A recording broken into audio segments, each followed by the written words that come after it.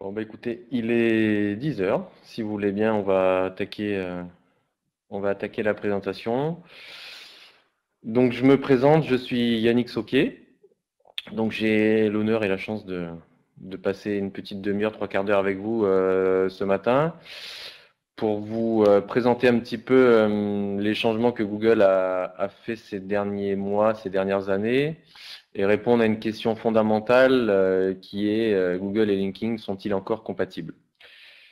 Donc, je suis dirigeant et je suis aussi associé dans la société de Brioude Internet que je présente maintenant. Donc, qui est une société qui existe maintenant depuis 16 ans, donc qui a été fondée à Brioude. Donc, Brioude est une ville qui se trouve à 60 km au sud de Clermont-Ferrand, donc en Auvergne. On est une trentaine de collaborateurs, donc effectivement en 98, on a été précurseur dans tout ce qui est référencement naturel, parce que rappelez-vous, 98, c'était la naissance aussi de Google. Donc voilà, c'est vrai qu'on a attaqué par le référencement naturel. Après, naturellement, si je puis dire, sans jeu de mots, on a été amené à travailler sur d'autres métiers. Aujourd'hui, on fait pas mal de tout ce qui est consulting pour améliorer en fait la visibilité au sens large. Donc, on intervient sur plusieurs leviers, bien sûr le naturel, tout ce qui est publicité en ligne sur Google, sur Bing, sur Viadeo, sur LinkedIn, sur Twitter, enfin tout ce qui est réseaux sociaux, plus les moteurs de recherche. On fait aussi tout ce qui est campagne de notoriété et fidélisation, donc ça passe par des stratégies sur les réseaux sociaux, ça passe sur, une fois que vos clients sont là, on essaye d'optimiser, de faire en sorte que votre site convertisse mieux. Et puis pour tous ces métiers que j'ai oublié, la stratégie éditoriale aussi, donc on a un pôle rédacteur en interne, on rédige et on déploie une stratégie sur tout ce qui est contenu. Et puis sur tous ces métiers-là, on est organisme de formation. Donc voilà pour la minute pub. Je rentre donc dans le vif du sujet et voilà le sommaire que j'ai à vous proposer. Donc je vais vous faire déjà un petit rappel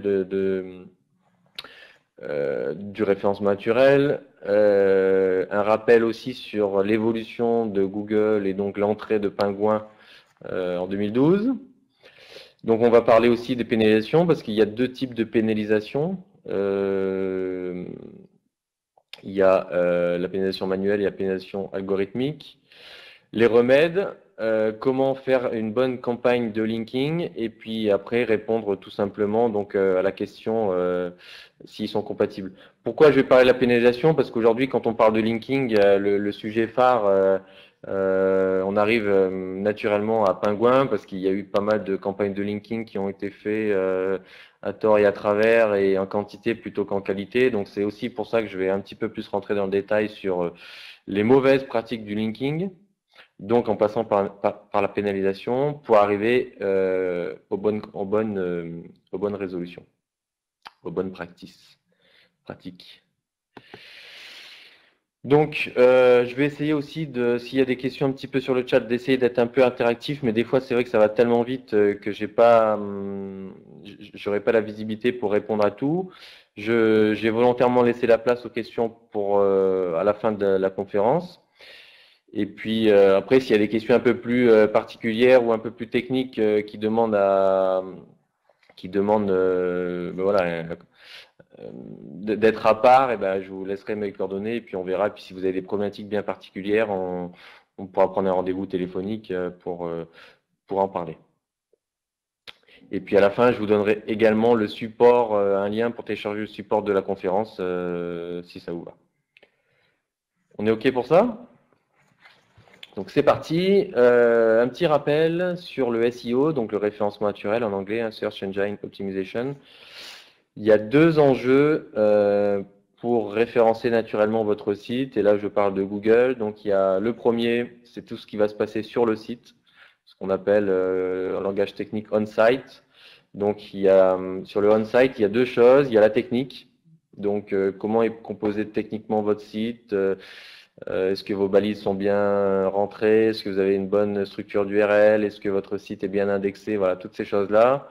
Donc, je pense que depuis la plateforme WheezyShop, enfin, je sais qu'au niveau technique, elle est vraiment optimisée pour le référencement naturel. Donc, à partir du moment où vous avez bien rempli tous les champs, vous allez déjà passer cette première étape. Donc, ça, c'est super. Vous pouvez être serein par rapport à ça. La deuxième étape pour être vu naturellement sur votre site par Google, c'est le contenu. Donc là, une chose qu'on oublie très souvent, trop souvent, à la conception du site, c'est qu'il va falloir écrire du contenu depuis l'arborescence, depuis les catégories de vos produits, depuis les fiches produits, depuis les titres, les pages, voilà, pour être vu tout simplement sur des mots-clés. Et donc, la base de ça, c'est de bâtir vraiment une étude de mots-clés pour savoir quel est votre marché, ce sur quoi les internautes vont rechercher votre site, quelle est la demande, ainsi de suite. Et donc, par rapport à ça, on va écrire du contenu qui soit optimisé, pas suroptimisé, mais qui soit optimisé pour Google, mais qui soit aussi pertinent pour l'internaute. Donc, c'est vraiment un mix. C'est plus du contenu suroptimisé comme on voyait avant. C'est vraiment du contenu qui est un bon compromis entre ce que veut l'internaute et ce que veut Google. Non, via AdWords, non, là, je ne parle pas d'AdWords, je parle vraiment du référencement naturel. Hein. Donc ça, c'est le premier enjeu du référencement naturel. Vous avez la main, c'est sur votre site. Et le deuxième enjeu du référencement naturel, c'est en dehors du site, c'est off-site, donc en concurrence avec on-site. Et donc là, on parle de popularité. Donc techniquement, voilà, on parle du linking. C'est tous les liens entrants et internes et externes à votre site. Donc interne, c'est tout ce qui est maillage interne.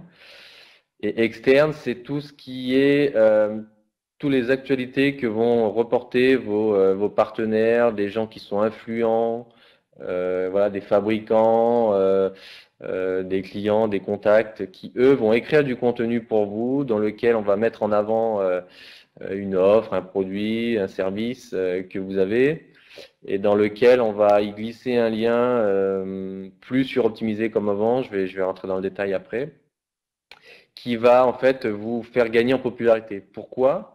Parce que ce lien, cet article sur lequel vous allez être vu, il va falloir que ce site-là, lui, soit beaucoup plus populaire que le vôtre et en fait vous transmettre de la popularité. Et en transmettant cette popularité, Google va dire, bah, tiens, bah, lui, effectivement, il est de plus en plus vu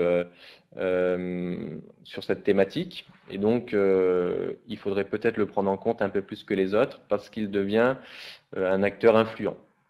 Donc voilà en gros les deux enjeux du référencement naturel. La première partie sur le site, vous avez la main. La deuxième partie en dehors du site, vous avez la main, mais il va falloir faire appel à des personnes tierces. Donc, et puis il va falloir le faire d'une bonne manière. Et c'est ce sur quoi on va un petit peu parler ce matin. Donc, notre ami Pingouin. Donc, Pingouin, comme vous le savez, est l'algorithme qui joue sur le linking. Donc, c'est ce pourquoi j'en parle ce matin. Donc, on parle du linking. Donc, forcément, on va parler de Pingouin. Donc, juste pour info, Google, depuis 2011, a 4 algorithmes. Le premier, c'est Panda.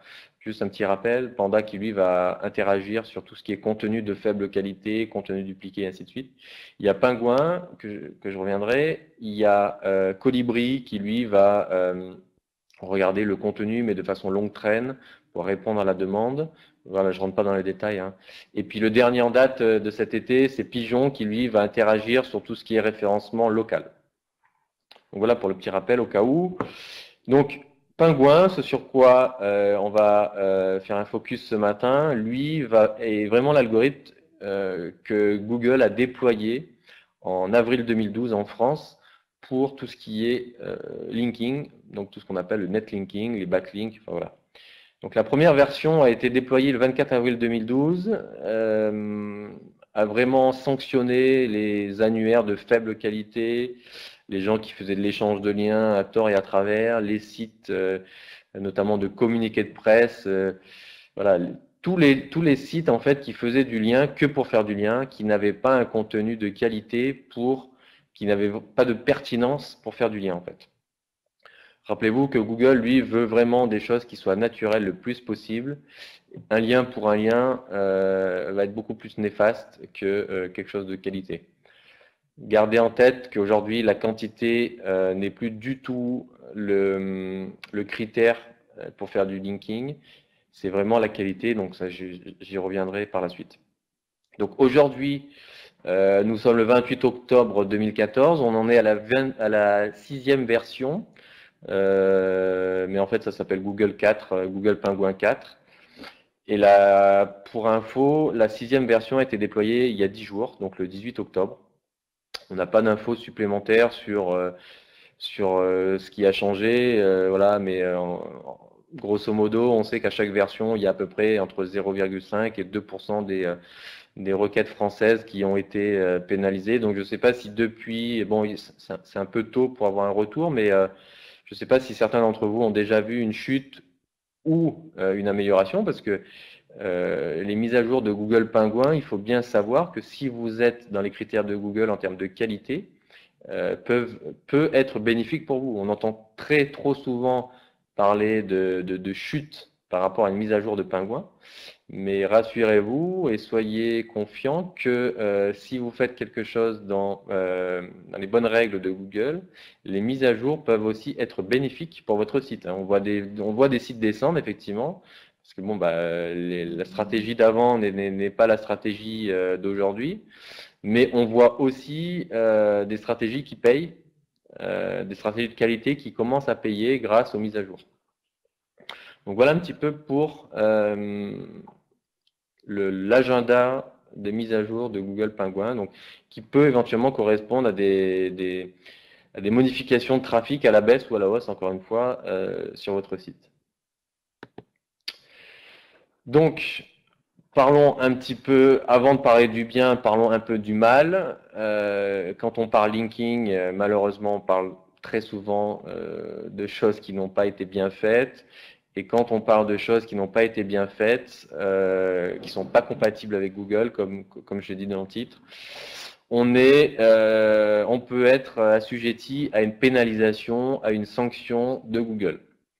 Donc, je ne sais pas si certains d'entre vous en ont déjà fait les frais ou pas. Mais voilà, sachez qu'il y a 2 types de sanctions au niveau de Google. Et ces sanctions, vous les retrouvez dans votre Google Webmaster Tools, qui j'espère est bien configuré avec votre site.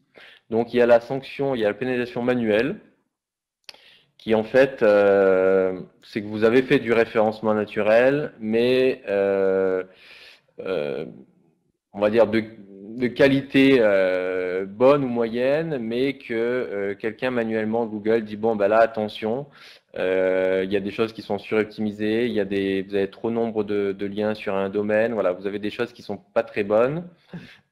Et là, qu'est-ce qu'il va falloir faire, que je vais expliquer ensuite, c'est faire du nettoyage. Vous allez devoir remettre tout ça au propre, nettoyer, et puis redire à Google, voilà, j'ai travaillé, je te soumets à nouveau mon site, dis-moi si c'est bon. Donc, le positif dans cette pénalisation manuelle, c'est que vous avez la main. Qu'est-ce que j'entends par vous avez la main? C'est que vous pouvez bosser et vous pouvez soumettre à nouveau. Et là, si c'est bien fait, c'est OK.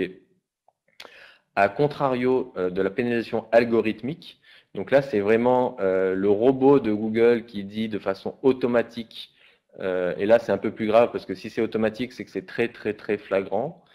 Vous êtes sanctionné. Et là, le problème, c'est quoi? C'est que vous aurez beau bosser et attendre. Enfin, bosser et soumettre, ce n'est pas la solution parce qu'il va falloir attendre, en fait, tout simplement qu'il y ait une nouvelle version de mise à jour de l'algorithme qui, elle, va vous faire, ou pas d'ailleurs, ne plus être pénalisé. Donc là, c'est beaucoup plus compliqué parce que vous n'avez pas la main, quoi. Hein. C'est pas vous qui pouvez dire, ben voilà, j'ai bossé, voilà, je te resoumets mon site, est-ce que c'est bon ou c'est pas bon? Là, vous pouvez pas faire ça. C'est lui, de façon encore une fois automatique, qui va vous désanctionner. Donc, il vous sanctionne automatiquement et il vous désanctionne automatiquement. Et ça, c'est un peu plus compliqué. Donc, ce qu'il va falloir vérifier à ce moment-là, bien sûr, comme j'ai dit, hein, être connecté à Google Webmaster Tools, parce que c'est là-dedans que vous allez recevoir un message et donc un email qui va vous dire si vous avez des liens factices et puis si c'est une sanction manuelle ou automatique. Et là, il va falloir vérifier si vous avez des pertes de position sur des mots-clés. Bon, c'est vrai qu'aujourd'hui, Analytics ne donne plus beaucoup d'informations sur les mots-clés, mais vous allez avoir des informations sur les mots-clés un peu plus dans Google Webmaster Tools. Après, vous avez des outils qui existent, que nous, on a, par exemple, qui s'appelle Rank, qui vont vous donner tout un tas d'informations sur la chute ou la hausse des mots-clés. Donc, vous allez éventuellement voir quels sont les mots-clés et donc quels sont les liens qui ont été suroptimisés qui vous font que Google vous a sanctionné. Et donc, quelles sont les pages d'atterrissage sur lesquelles on a été sanctionné. Parce que sachez que le site lui-même, globalement, peut être sanctionné, mais des fois, quand on fait du lien, auparavant, quand on faisait des liens, on suroptimisait une encre, donc un mot-clé, et c'est ce mot-clé qui peut être sanctionné. Et donc, voilà, on va se concentrer sur ces mots-clés-là dans le nettoyage des liens, en fait. Hein. Donc, c'est pas forcément tous les mots-clés, donc toutes les pages qui sont à nettoyer. Donc, les remèdes, il va falloir nettoyer. Donc, avant de nettoyer, mais bon, naturellement, il va falloir faire un audit de savoir quels sont les bons liens et quels sont les mauvais liens. Parce que je l'ai dit tout à l'heure, tous les mots-clés ne peuvent pas être impactés, toutes les pages ne peuvent pas être impactées. Et donc, il va falloir faire vraiment une analyse complète de vos liens externes et de voir quels sont ceux qui sont corrects, qui ont une bonne qualité aux yeux de Google, qui ont voilà, toutes les informations pertinentes que Google voit et dit si c'est vraiment un domaine de qualité pour lui, un article qui n'est pas suroptimisé en encre, suroptimisé en lien et toutes ces choses-là. Donc ça, c'est la première version qu'on préconise, c'est vraiment voilà, d'analyser et puis après de nettoyer. Et puis après, en secours, vraiment en route secours, si vous n'arrivez pas à contacter les gens individuellement pour leur dire voilà, bah, écoutez, j'ai fait une erreur à l'époque, essayez de nettoyer mon lien, ou bien vous avez fait une erreur, ne faites plus des liens sur ma page de façon suroptimisée. Et bien là, on peut maintenant dire à Google, ces liens-là, je les désavoue.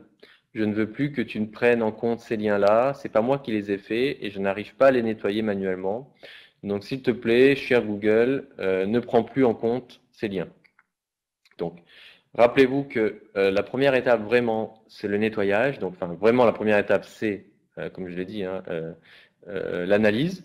Mais une fois que vous avez fait cette analyse, passez vraiment la première chose à faire, c'est de demander manuellement aux gens de nettoyer les articles avec les liens sur leur site. Et si vous n'y arrivez pas, donc de passer par la procédure de désaveu aux yeux de Google. Donc, voilà, pour rentrer dans le détail du nettoyage, donc encore une fois, hein, si je passe l'étape de l'analyse, donc il va falloir déjà dans un premier temps obtenir la liste de tout ce qui est linking entrant. Donc encore une fois, Google Webmaster Tools, c'est votre meilleur ami. Vous avez la fonction export pour avoir tous les liens. Vous avez quelques outils, j'en ai cité un ici qui est Href. Donc voilà, ça c'est la première chose. Et une fois que vous avez obtenu donc la liste des liens, il va falloir rentrer dans le vif du sujet et puis regarder tout ce qui est analyse manuelle. Donc voilà, est-ce que le domaine est de qualité? Est-ce qu'il est dans ma thématique? Quel est le nombre de liens que j'ai par domaine? Est-ce que j'ai des encres suroptimisées? Est-ce que j'ai des liens qui sont encore cachés? Est-ce que j'ai un bon ratio sur ce domaine de liens sortants? Si c'est un domaine qui a que des liens sortants, qui n'a pas de lien entrant, Google va le voir. Et donc, par rapport à ces différents critères, contacter manuellement le webmaster, le contact du site, le blogueur, en lui disant, voilà, je te demande la suppression de ce lien, de cet article, de cette page, voilà. Et une fois que vous avez fait ça sur tous ces liens, vous allez devoir faire la soumission à nouveau à Google en disant, j'ai fait le nettoyage, analyse à nouveau mon site et dis-moi si c'est bon. Donc ça, c'est la première étape pour le nettoyage. Et si ça ne marche pas, donc encore une fois, rappelez-vous, il va falloir privilégier vraiment la première solution. Donc si ça ne marche pas, on peut passer à l'étape du désaveu. Et donc, il y a une fonction qui est assez sympathique dans Webmaster Tools, encore une fois, c'est vous pouvez importer, en fait, une fois que vous avez fait votre analyse, comme je l'ai dit, manuelle, vous pouvez dire à Google, voilà, j'ai tous ces liens-là, fais-moi un désaveu. Donc voilà, il y a comment dire, le critère, une petite balise à mettre, comme j'ai indiqué là. Soit on désavoue complètement un nom de domaine, soit on désavoue une page dans lequel va être l'article qui est pourri, quoi. Donc il y a deux manières de dire à Google qu'on désavoue. Donc voilà, c'est ce qu'il faut écrire dans un petit fichier texte qu'on va devoir importer dans Google Webmaster Tools. Et ensuite, une fois cette liste faite, on peut voilà, demander le réexamen à Google. Donc encore une fois, si c'est une pénalisation manuelle, parce que rappelez-vous, si c'est automatique, vous ne pouvez pas demander le réexamen.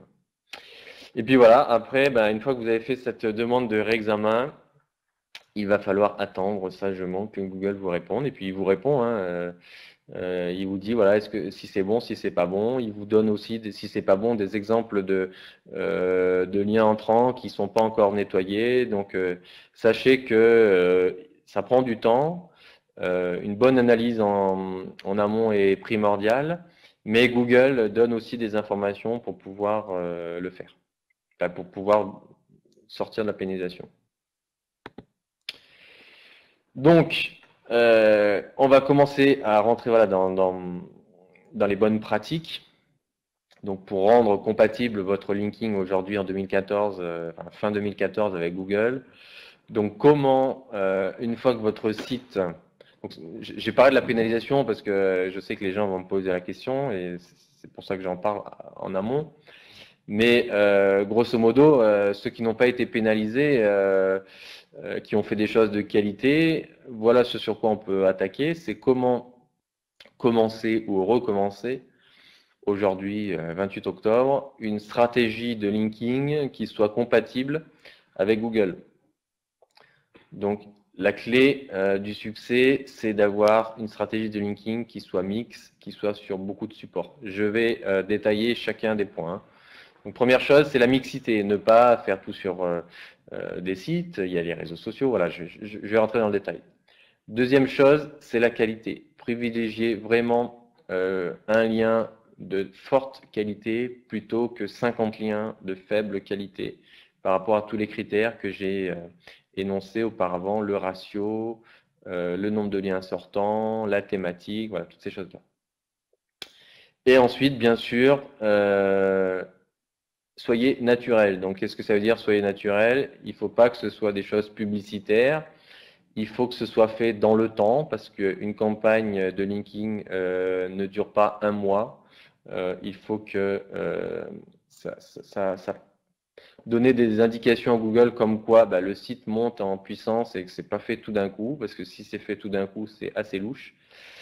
Et donc ça, c'est les critères que Google va voir si, que les critères que Google va voir pour s'assurer que votre montée en puissance est naturelle ou pas.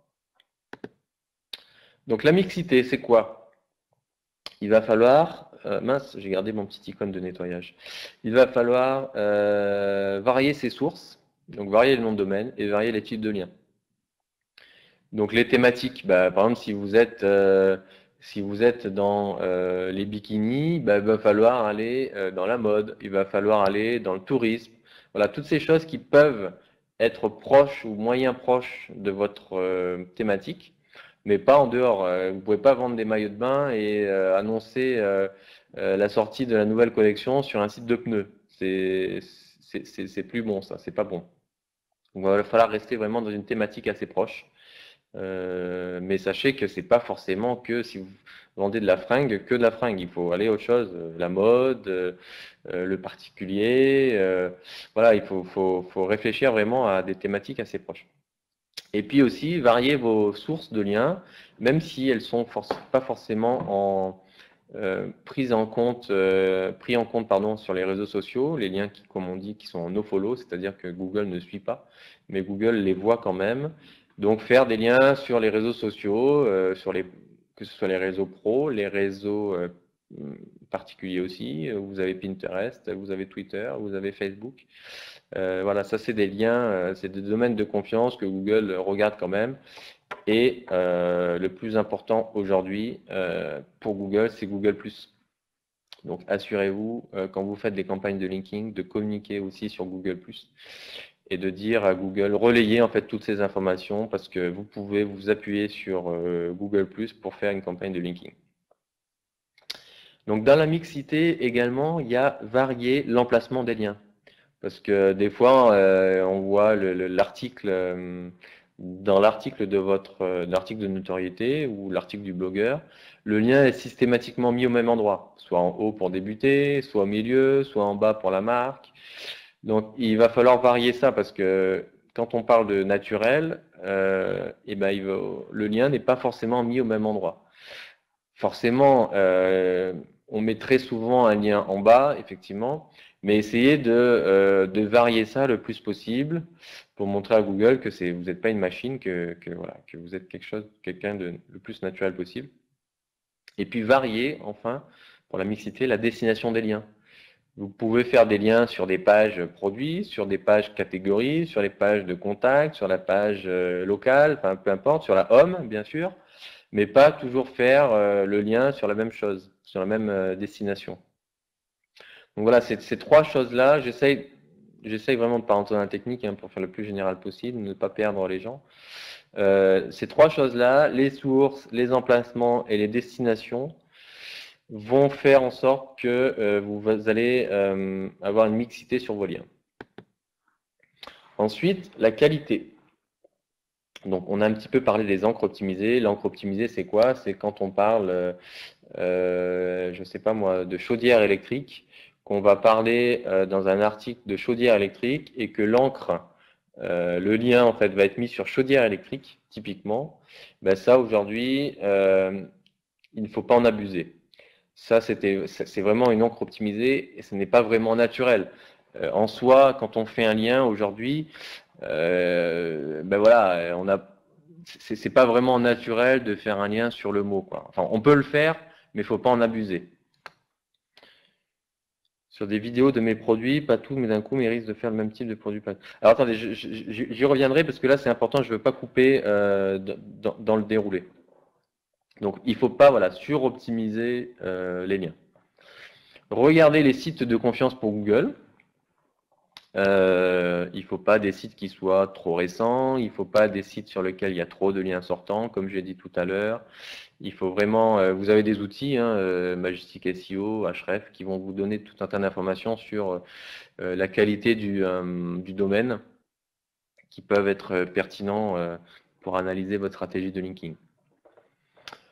Aussi, regardez le PageRank, l'historique du site, est-ce qu'il y a de la vie sur le site, c'est-à-dire est-ce qu'il y a du partage social, regardez un petit peu l'analyse de trafic, est-ce qu'il y a un beau ratio de liens entrants par rapport aux liens sortants. Donc ça va vous permettre aussi de regarder en fait la qualité du nom de domaine et donc de voir si le lien peut être de qualité ou pas. Et voilà, dernière chose, par rapport à ça, donc je dis, voilà, assurez-vous, aujourd'hui quand vous faites des devis en référencement naturel, des fois on nous compare, nous on va proposer 10, 15, 20 articles de notoriété sur des sites à forte popularité, sur des sites influents, on me dit ouais mais votre concurrent m'en propose 50 au même prix. Bah écoutez, oui, mais aujourd'hui, voilà, c'est vraiment plus la quantité qui compte, c'est vraiment la qualité des liens qui va prôner. Et donc, il faut vraiment ne pas comparer le chiffre, mais vraiment, il faut regarder il faut demander les sites sur lesquels vous allez être mis en avant. Donc voilà, maintenant le point qualité fait, je vais répondre à la question. Donc, j'aurais aimé faire des liens vers des vidéos de mes produits. Pas tous, mais du coup, ils risquent d'être tous sur le même type de page. J'ai envie de vous dire, si vous avez un produit, une page. Donc, ne faites pas une page avec 10 produits. Et si vous avez un produit, une page, vous pouvez faire sur chacune des pages, donc chacun des produits, faire des liens sur les vidéos ou intégrer, voilà, un produit, une page, ou intégrer directement la vidéo YouTube sur la page. Ça, c'est une chose aussi qui peut être faite, hein. Donc, soit vous faites un lien depuis YouTube sur le produit, ou soit depuis votre produit, vous faites, vous intégrez la vidéo, ou vous faites un lien sur la page YouTube. Vous avez un risque de rallongement, oui, mais bon, normalement, YouTube est assez bien optimisé aujourd'hui pour ne pas rallonger les choses. Donc voilà pour la qualité. Ensuite, le dernier point pour être compatible avec Google dans une stratégie de linking, c'est d'être naturel. Donc je dis égal Brioude parce qu'effectivement, je ne sais pas s'il y en a d'entre vous qui connaissaient un petit peu notre credo, notre ADN. On a toujours prôné du bio, du bon, en rigolant comme on dit. Alors des fois à tort, parce que des fois les gens nous disent ouais mais vous avez des résultats un peu plus longs. Mais une fois que les résultats restent, là ils nous en sont reconnaissants. On n'a jamais fait du black hat et on ne fera jamais du black hat. Le black hat c'est d'aller vraiment à la limite de l'algorithme de Google pour faire monter très très rapidement mais aussi faire descendre très très rapidement les liens, pas les mots-clés. Donc voilà, nous, ce qu'on prône depuis quelques temps, première chose qu'on fait beaucoup, c'est la relation blogueur. Donc qu'est-ce que c'est la relation blogueur? Eh ben, on va passer du temps pour rechercher des domaines influents. Tous les critères que j'ai donnés auparavant et d'autres critères, hein, bien sûr. On va regarder, on va vous faire des propositions sur des domaines sur lesquels on va pouvoir communiquer. Et donc, on va vous faire une liste. Et puis après, on peut aller plus loin. On peut aussi contacter manuellement le blogueur pour vous en se faisant passer pour le client. Voilà, en disant, ben voilà, on a ce produit-là, on a ce test, on a la telle actu. Et puis donc là, on va sponsoriser le blogueur, soit par un paiement en euros, ou soit un paiement en produit, une gratuité, pour qu'il fasse le test du produit. Et pourquoi c'est très très bien la relation blogueur? Parce que d'une part, le blogueur, lui, il draine un trafic important, il a une stratégie web marketing bien faite, il va publier sur les réseaux sociaux et compagnie. Donc ça c'est très bien et très bien vu par Google. Et en plus, le blogueur, lui, il ne faut pas avoir peur de son objectivité parce que le blogueur, lui, il va faire un test objectif. Donc, il peut dire les points positifs et les points négatifs, mais n'ayez pas peur de ça parce que voilà, c'est vraiment objectif et l'internaute et Google s'y retrouvent. Parce que si c'est que je suis le meilleur produit, j'ai la meilleure entreprise et j'ai le meilleur prix, les gens sont pas dupes aujourd'hui et ne cherchent pas ça. On contacte les blogs, la presse web, oui, la presse écrite, non, on ne fait pas la relation presse, mais on fait la relation presse 2.0, hein, c'est-à-dire la presse web, tout à fait. Ouais. Voilà, effectivement, nous, on ne fait pas la relation presse, on fait la relation presse web. Donc, on peut contacter des magazines de la presse online, si tant est que ce soit dans la thématique. Là, par contre, petite info, il faut du budget un peu plus conséquent pour de la régie. Donc, on prône, comme j'ai dit, une croissance lente mais sûre, c'est-à-dire qu'on ne va pas faire 50 liens, 50 articles, 50 backlinks en une semaine ou en un jour ou en un mois. C'est pour ça qu'on a un accompagnement annuel avec nos clients. On travaille sur la durée pour rendre la chose la plus naturelle possible parce que Google s'en rend compte très rapidement. Donc, on contacte, bon, dépendamment des prestations que vous avez chez nous, mais on contacte des sites, des blogueurs ou notre propre régie de sites et on en fait de façon récurrente plutôt que tout d'un coup. Donc voilà, ça c'est le deuxième point.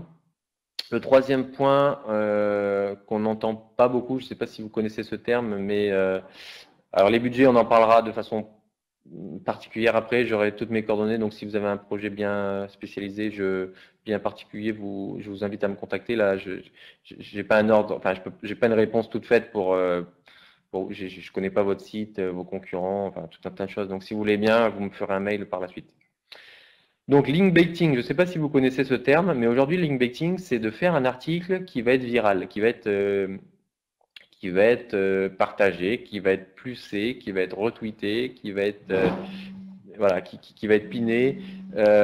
Et donc c'est quoi? En fait, c'est des jeux concours, c'est des études sur des produits, c'est des infographies, c'est des choses qui soient fun.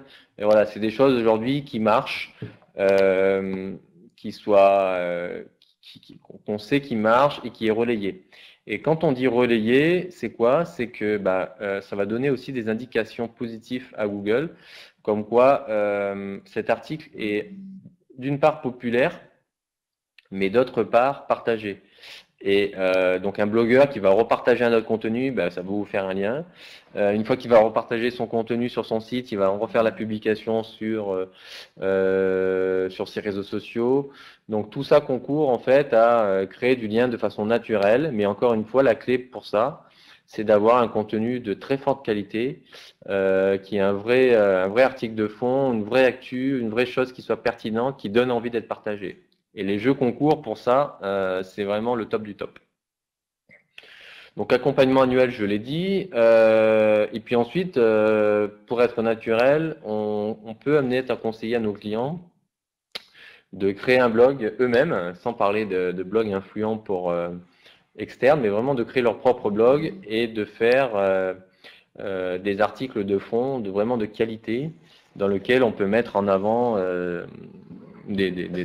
ses propres offres, ses propres produits, mais vraiment raconter une vraie histoire, encore une fois objectif, les pour, les contre, la concurrence, voilà.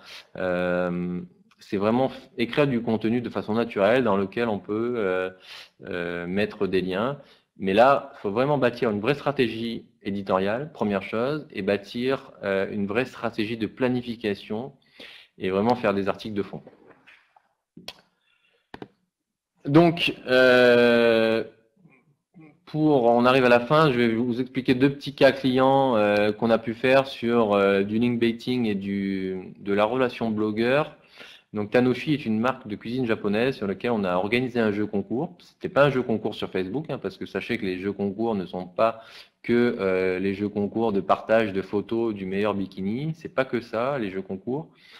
Là, c'était donc Tanoshi vend des produits en fait pour faire des sushis, voilà, tout ce qui est cuisine japonaise. Et en fait, nous, son objectif, c'était d'être visible sur le mot-clé cuisine japonaise. Et en fait, on a créé un jeu de organiser la plus belle recette japonaise. Donc pour cela, on a contacté tout un tas de blogueurs dans la cuisine, dans l'univers donc de la cuisine, dans l'univers du Japon, dans l'univers de la cuisine japonaise. Et on leur a dit, voilà, faites la plus belle recette et partagez-la, montrez-la à vos internautes. Donc on a contacté des blogueurs, on leur a envoyé des produits, ils ont eux-mêmes après sollicité leur communauté, et puis après ça a été relayé. Donc là c'est vraiment de la relation blog qui s'est en plus transformée par du link baiting parce que ça a été relayé par autrui et sans le vouloir entre guillemets, parce que l'objectif c'était d'être vraiment positionné sur un mot-clé. Mais on n'a pas travaillé sur des encres optimisées, des choses comme ça. Et ben, on a été très rapidement, en plus, vu sur cuisine japonaise en 2e position. Alors, juste avant de faire la présentation, j'ai vu que on était aujourd'hui en 4e. Mais regardez qui il y a avant. Il y a Wikipédia, il y a je sais plus qui. Enfin voilà, on est vraiment le premier site au niveau de la cuisine japonaise. Donc ça, c'est une prestation qui a été très intéressante pour le client.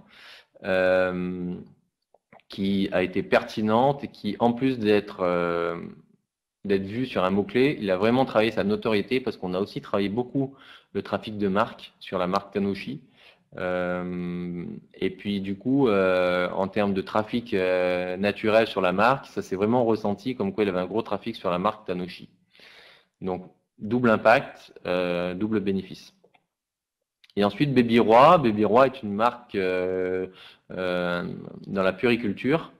Et en fait, qu'est-ce que voulait Baby Roi? Une opération de link baiting. Donc, c'était une opération de linking, mais que nous, on a, au lieu de faire du linking traditionnel, on a voulu faire du contenu qui soit relayé par autrui. Et ben, on a envoyé encore une fois voilà, des choses assez sympas aux blogueurs en leur demandant de mettre en avant tel ou tel produit, de le tourner d'une certaine façon. Et là, je vous mets une petite indication de tarif parce que vous allez me le demander. Grosso modo, un blogueur, sans parler de la presse web, hein, comme on l'a parlé tout à l'heure, un blogueur va vous demander entre 60 et, allez, pour faire très large, 200 euros. Ça peut être beaucoup plus, hein, ça peut être 500 euros des fois pour des choses très, très, très, très pointues, mais qui auront un effet très, très, très, très positif. Ne regardez pas que le coût, mais regardez aussi la rentabilité et le support de qualité qui va derrière. Et pourquoi je vous ai mis ce cas client-là? Parce qu'une fois, donc on est rentré une première fois en contact avec ces blogueurs-là, de façon payante, et on est rentré une seconde fois avec eux pour leur dire, bah, écoutez, on a lancé un jeu concours, est-ce que vous ne vouliez pas juste le relayer? Et de façon gratuite cette fois-ci, et ben voilà, ils l'ont tous relayé sur leur blog, enfin pas tous, mais voilà, certains ont joué le jeu, ils l'ont relayé sur leur blog, ils l'ont relayé sur les réseaux sociaux. Et voilà, ce que je veux dire par là, c'est que l'avantage de travailler humainement avec des blogueurs et d'avoir une base de données de confiance avec ces gens-là, c'est qu'on est capable une fois de négocier des choses payantes, mais après on est capable de négocier des choses qui sont gratuites et qui ont tout autant d'influence pour faire relayer une opération spéciale pour notre client. Donc ça, c'est... J'ai un truc qui me gêne dans le nez, excusez-moi. Donc ça, c'est un truc qui peut être assez génial et humainement assez top avec ces blogueurs. Donc, juste avant de conclure, parce que le temps passe, donc j'ai envie de vous dire que aujourd'hui, quand vous voulez parler du référencement naturel, sachez que effectivement, c'est une piste, c'est une source pour faire du web marketing, mais pas que. Juste en 1 minute 30, vous dire que aujourd'hui, le naturel, il y a 10 positions sur une page Google. Tout le monde veut faire du référencement naturel, tout le monde ne peut pas être sur la première page de Google. Donc gardez ça vraiment en tête. C'est peut-être fou ce que je dis en étant pionnier en référencement naturel, mais voilà, avec l'expérience et avec le réalisme qu'on peut avoir, on peut aujourd'hui avoir des résultats naturels, mais des budgets et la concurrence vont faire que certaines positions vont être difficilement atteignables. Donc il y a tout un tas de leviers qu'on peut agir pour être malgré tout visible. La publicité en ligne, j'en ai parlé tout à l'heure, que ce soit sur Yahoo, oula, je suis fatigué, sur Bing ou sur Google, que ce soit aussi sur les réseaux sociaux, ça marche très très bien, Facebook, Twitter, Viadeo, LinkedIn, même YouTube. L'avantage de ces réseaux-là, c'est qu'on est capable de cibler les gens. On parle par exemple tout à l'heure de Baby Roi, la puériculture, on est capable de dire à Facebook, cible-moi la femme entre 25 et 35 ans qui aime qui aime des pages autour de la puériculture, qui attend un enfant, voilà, on est capable de deviner toutes ces choses-là et on est capable de lui dire, voilà, pousse-moi cette publication-là à ces gens-là. Et donc là, c'est très, très, très ciblé. Et aujourd'hui, la seule manière d'être vu assurément sur les réseaux sociaux, c'est de sponsoriser parce que je ne sais pas si vous avez entendu parler, mais tout ce qui est le taux de participation, le taux de visibilité sur les réseaux sociaux a beaucoup faibli parce qu'il y a beaucoup de gens qui font des publications et puis surtout les algorithmes des réseaux sociaux eux aussi ont évolué pour ça. Donc après, bon voilà, il faut faire des campagnes de notoriété, que ce soit online ou offline. Il y a l'emailing, les réseaux sociaux, avoir une vraie stratégie éditoriale sur un blog, voilà. Et puis après, si vous êtes e-commerçant, bah, pensez aussi à travailler sur les marketplaces et aussi bien sûr sur tout ce qui est comparateur de prix. Donc, à votre avis, pour conclure, Google et LinkedIn sont-ils encore compatibles ? J'ai envie de vous dire, et j'espère que je vous ai convaincu que oui, mais qu'il va falloir respecter tout un tas de choses, qu'il va falloir être naturel, qu'il va pas falloir être pressé, qu'il va falloir négocier avec des gens manuellement, qu'il va falloir faire des choses pertinentes, de qualité, et qu'il va falloir se fixer des objectifs atteignables. Donc, j'espère que, enfin, de toute façon, beaucoup de gens pensent aujourd'hui qu'ils sont encore compatibles, Google et LinkedIn, mais c'était pour vous montrer les travers, les mauvaises et les bonnes pratiques sur Google et LinkedIn. Mais bien sûr, aujourd'hui, c'est encore compatible et je pense que ça le sera encore plus tard parce que Google prône 3 choses aujourd'hui sur son moteur de recherche, la qualité et la qualité. J'en ai donc fini pile poil à 10h45 et normalement on m'accorde encore 15 minutes pour des questions, s'il vous plaît, d'un ordre général. Enfin, les questions trop techniques et trop spécifiques à votre cas, j'essaierai d'y répondre, mais si elles sont trop longues, je vous demanderai plutôt de me contacter par mail et je vous répondrai bien sûr. Mais essayez de voilà des questions assez globales. Je viens de mettre à l'instant le lien pour télécharger notre support de conférence que je viens de vous présenter. Et puis j'espère avoir été clair et voilà. Je suis à votre écoute. Est-ce qu'il y a des gens qui ont été pénalisés ici ouais, merci. Est-ce qu'il y a des gens qui ont subi qui ont fait du linking un peu trop bourrin, excusez-moi l'expression, et qui ont subi des pénalisations? À quel endroit on peut le voir? Bah, déjà, on reçoit un message, hein, rassurez-vous, on reçoit un message. Mais je l'ai mis tout à l'heure. Attendez, je vais juste me remettre. Voilà, c'est là. Manuel action, voilà, là c'est tout ce qui est les actions manuelles que Google va vous donner. C'est ici. Ici, vous allez voir tous les liens de votre site, les quantités. Mais rassurez-vous, si vous êtes sur Webmaster Tools, vous aurez à voir directement quand vous vous connectez, vous avez un message en fait. Vous avez tout de suite un message dans lequel est indiquée l'information. Et puis dans lequel, et puis ce message normalement, si vous avez une adresse, enfin, il est envoyé également sur votre mail. Après, vous pouvez aussi déduire hein, de temps en temps les pénalisations. Si tout d'un coup, je vous ai mis le planning là des modifications de l'algorithme. Si tout d'un coup vous avez des chutes de trafic, si tout d'un coup vous avez des choses qui sont un peu anormales, posez-vous la question, quoi.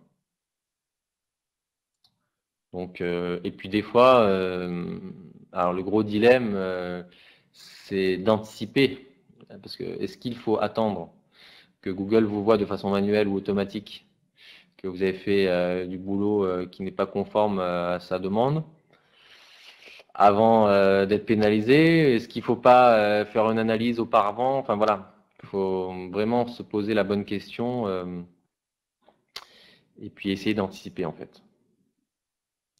Peut-on remonter quand on a des pénalisations? Bien sûr, oui. Quand on a été pénalisé, qu'on a bossé, qu'on a soumis notre site et que tout est bon, et qu'on fait un travail de qualité, effectivement, on remonte. Il n'y a pas de souci là-dessus. Pour les encres, quels sont vos conseils? Bah, ne pas les suroptimiser, comme j'ai dit, ne pas sans arrêt mettre des encres sur des mots, des fois travailler un petit peu la marque, ne pas faire 3 encres sur le même mot. En fait, la clé, comme je l'ai dit, c'est la mixité, quoi. Ne pas faire sans arrêt des campagnes de linking sur la même encre, c'est de varier, quoi. Hein. C'est ça la clé du succès. Combien de temps après le lancement d'un site est-il opportun de faire un premier bilan? Un premier bilan de quoi? Du trafic, de position, de chiffre d'affaires? Un bilan à quel niveau? Un bilan SEO? Ah non, par contre, attendez, j'ai pas pour les encres. Oui, un bilan SEO. Bah, pour faire un bilan, à mon sens, il faut avoir des objectifs clairs. Et puis, bah, si vous avez un objectif, je dis n'importe quoi, de 1000 visites et que vous n'avez pas atteint vos 1000 visites, bah, vous pouvez faire le bilan que c'est pas bon. Donc, de faire appel à des professionnels pour ça. Là, je peux pas vraiment vous répondre. Mais en lancement, vous avez sûrement un objectif de nombre de commandes, de nombre de visites, de taux de rebond. Voilà, de tout un tas de choses. Et l'objectif, c'est d'augmenter tout ça et de. Après, est-ce que vous voulez être numéro un? Est-ce que votre objectif c'est de monter très très rapidement? Est-ce que votre objectif c'est de. Souvent, il y a des gens qui ont un site en parallèle d'une activité. Enfin, ça va vraiment dépendre de votre objectif principal, quoi. Hein. Si votre objectif au bout de 6 mois c'est d'atteindre 200 commandes jour, et ben il faut faire un bilan au bout de 6 mois. Mais par contre, pour atteindre 200 commandes jour au bout de 6 mois, il va falloir bosser beaucoup, beaucoup, beaucoup pour atteindre cet objectif, quoi.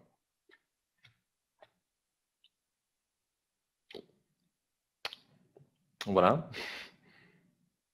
J'ai le soleil qui commence à me faire bronzer là. Je suis pas comme Wheezy Shop à Nice, mais est-ce que ça a été clair pour tout le monde?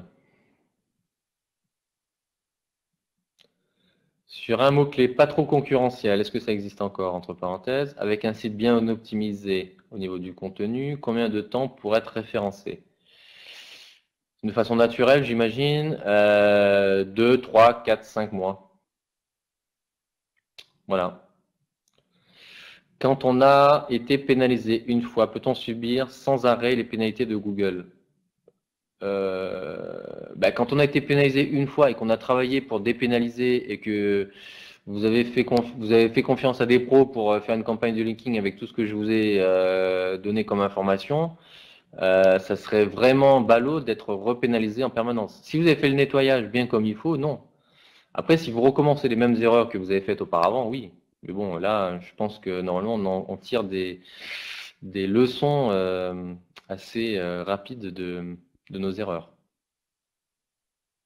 Donc voilà, avec un site neuf, comme je dis, pas trop concurrentiel, mais bon, aujourd'hui je connais pas trop de sites non concurrentiels. Mais grosso modo, ouais, c'est 2, 3, 4, 5 mois pour du référencement naturel. C'est pour ça qu'on prône très souvent en lancement de site pour s'assurer de la visibilité, de faire un peu d'AdWords. Une question HS, c'est quoi? Hors sujet, hors service?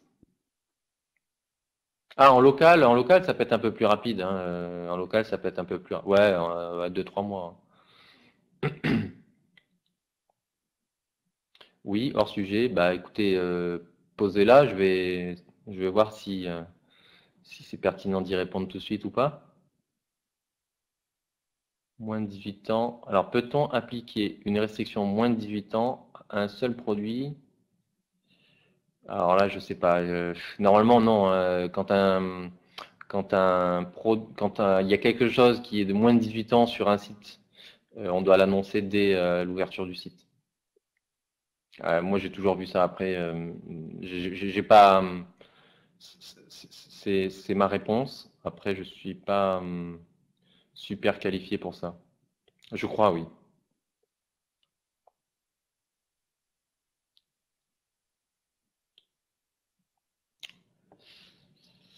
Voilà, messieurs, dames. Bah, de rien, c'est normal.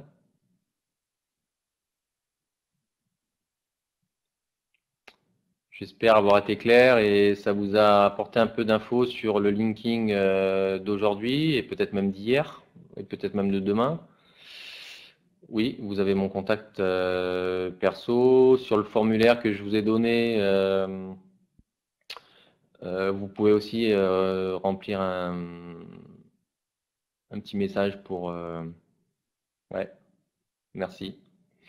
Vous pouvez remplir un petit message si vous avez un besoin bien ponctuel. Donc voilà, nous, notre métier, c'est d'apporter de la visibilité, des résultats maintenant et pour longtemps. Ça, c'est notre baseline.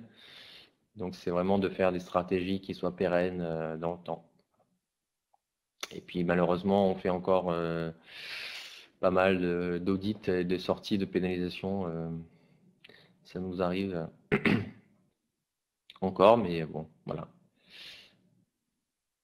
Mais l'objectif vraiment, c'est de ne pas arriver là, quoi.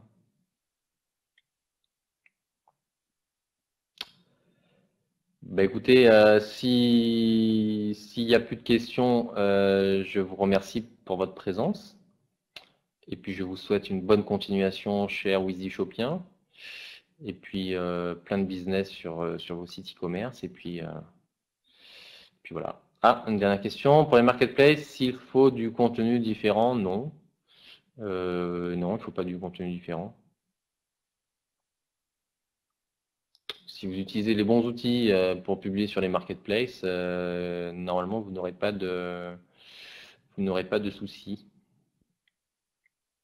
De toute façon, la description du produit, elle va être reprise, dépendamment des marketplaces, hein, mais il y a des marketplaces qui utilisent leur propre description, des marketplaces qui utilisent la vôtre.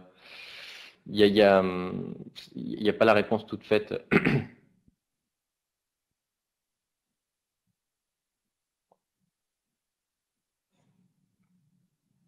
Pour les outils, ouais. Des conseils pour les outils? Chez Brio Internet, on est partenaire très très privilégié avec la solution EasyFlux, qu'il est aussi avec WeezyShop, si je dis pas de bêtises. Donc voilà.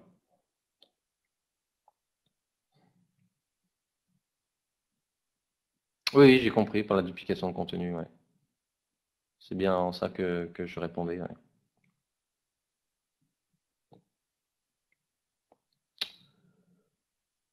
Ben, merci à vous, bonne fin de journée et puis au plaisir.